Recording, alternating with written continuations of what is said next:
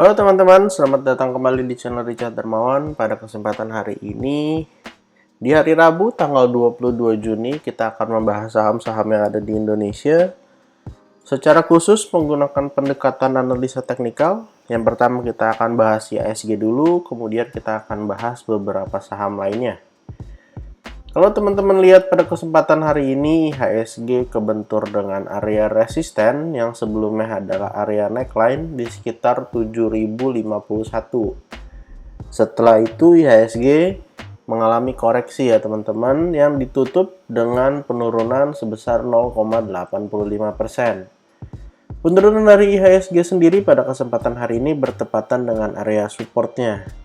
Jadi kita tunggu pada esok hari apakah IHSG akan bertahan di area supportnya atau melanjutkan penurunannya sampai area support berikutnya.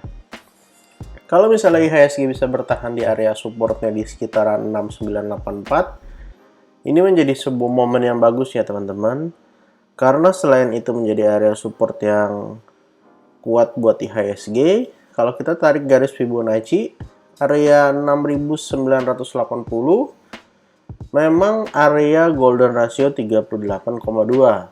Ini dari pergerakan terakhir yang sangat signifikan ya teman-teman. Dimana waktu itu IHSG sempat jatuh sampai area 6500 low-nya. Kemudian rebound, jadi kita tarik dari low sampai dengan high-nya dan ketemu golden ratio-nya di sini. Jadi kalau besok-besok IHSG koreksi baik menuju ke area support yang ada di 6900-an atau bahkan menuju ke area 6800, sebenarnya IHSG pergerakannya masih cukup aman ya teman-teman. Cuman kita harap IHSG bisa kuat untuk terus melanjutkan pergerakannya naik ke atas. Pada hari ini kita akan bahas beberapa saham dari sektor ayam-ayaman. Yang pertama kita akan bahas saham Japfa. Saham Japfa hari ini ditutup kurang bagus dikarenakan ada tekanan jual dari area resistennya, sehingga saham Japfa ditutupnya positif tapi candlenya kurang bagus. Ada kemungkinan saham Japfa akan terkoreksi dan menuju ke area supportnya teman-teman. Untuk area resistennya bisa kita lihat di sini, yang gagal di break berada kurang lebih di area sekitaran 1500-an ya teman-teman. Volume hari ini juga lumayan besar. Kita akan tunggu Japfa di sekitaran area 1430. Secara tren kita akan lihat sebentar. Kita akan tuliskan supportnya terlebih dahulu untuk saham Japfa. Support area di 1430 sampai 1410. Ini untuk area support satunya. Untuk area support 2-nya kita bisa pakai area low yang ada di bawah. Berada di kisaran area 1360 sampai 1340.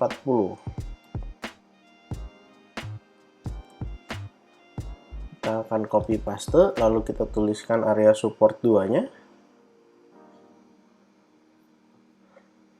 1360 sampai 1340. Kita akan coba lihat secara tren garis besar dari saham Japfa. Sebenarnya kita juga bisa lihat trennya saat ini masih downtrend. Kita hubungkan dua trend line, ini trend line titik yang pertama, kemudian ini menuju titik yang kedua. Kita bisa lihat bahwa saham Japfa ini masih downtrend. Tapi kita bisa lihat juga bahwa dalam beberapa waktu terakhir saham Japfa sudah berhasil mengalami kenaikan dan tertahan dengan low di sekitaran area 1300 ya teman-teman. Jadi kita harap saham Japfa bisa ngebreak area resistennya, lalu ngebreak dari trend lainnya serta melanjutkan kenaikannya. Saham kedua yang kita bahas adalah Cepin. Cepin pada perdagangan hari ini ditutup positif. Dia mengalami kenaikan sebesar 2,35%. Secara tren kita bisa lihat ada dua titik yang kita garis masih downtrend. Tapi kabar bagusnya hari ini Cepin bisa close di atas area resistennya teman-teman. Area resistennya sempat kita gambarkan pada waktu itu berada di kisaran area 5425 sampai area 5350 dan hari ini sudah di breakout. Artinya target berikutnya dari kenaikan saham Cepin berada di area 5875. Support terdekatnya adalah area resisten yang pada hari ini berhasil di break. Saham Cepin ini kalau kita lihat bisa membentuk sebuah pola, yaitu double bottom ya teman-teman. Dengan ini bottom yang pertama.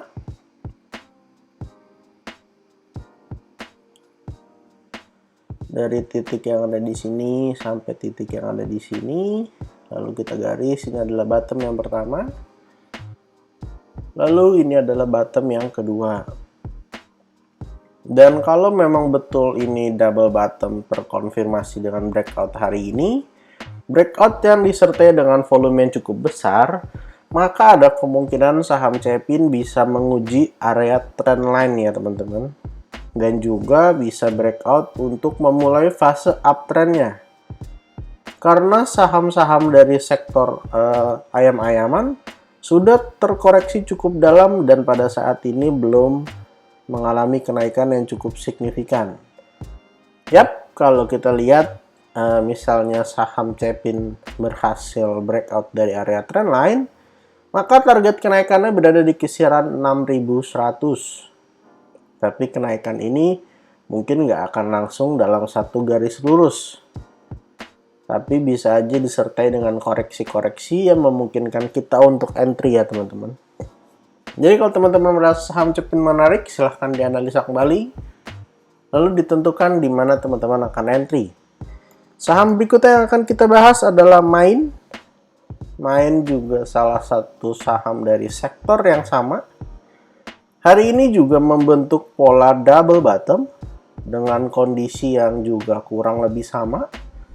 Secara tren masih menurun, kita bisa lihat secara tren masih menurun dan yap, kita bisa lihat. Cuman di sini saham Main ditutup positif, walaupun positifnya tepat berada di area resistennya. Saham Main ini kelihatan jelas membentuk pola double bottom, tapi sayang hari ini breakoutnya false.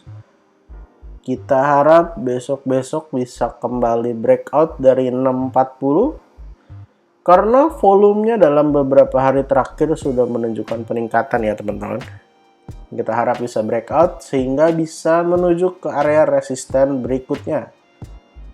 Untuk support terdekat dari saham Main berada di area, kita ambil area low-nya di sekitar 595. Jadi kalau turun sampai area 595 masih boleh cicil. Kalau jebol mungkin boleh cut loss dulu. Kita akan ukur kenaikannya kalau misalnya besok bisa breakout dari 640. Ini adalah bottom yang pertama. Dan di sebelahnya kita akan gambarkan bottom yang kedua.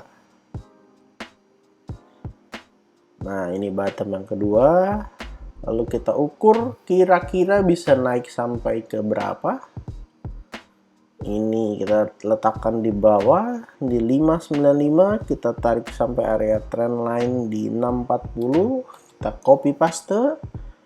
Kita letakkan di area breakout dari 640.